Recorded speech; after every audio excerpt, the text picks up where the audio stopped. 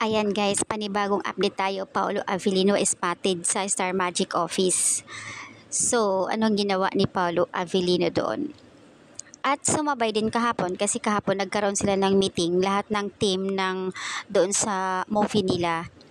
And then, ayon sa karamihan, after daw ng pagmi-meet nila doon sa team ng movie nila, dumiretso raw ito si Pau sa Star Magic office at kasama si ah Madam Bidanis.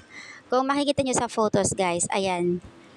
Ayan si Boss Cory, si Star Magic. So, hindi ko lang kilala yung nasa isang gitna. Ayan guys. Hindi na tayo magtataka kasi kumakailan lang ay napabalita nga si Pau na tapos na nga ang kontrata niya sa last September. September 30 yung last contract niya sa ABS. Kaya nga napabalita siya na lilipat ng GMA. So, dahil nga walang katotohanan at fake news, marami nagpapakalat ng balita na fake news. At ito na nga, nakikita natin doon sa photos, nakasama ang Star Magic at si Tita Cory. So, ay yung photos na yun, anong masasabi nyo guys? Kasi nga baka, ako sa isip ko baka magre-renew yan eh.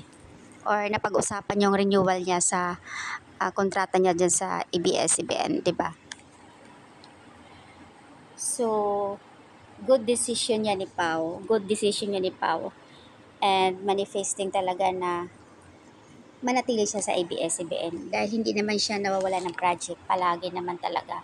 And besides, syempre, andyan na si Kim para sa kanya. So, I wish Paulo will renew the contract in ABS-CBN.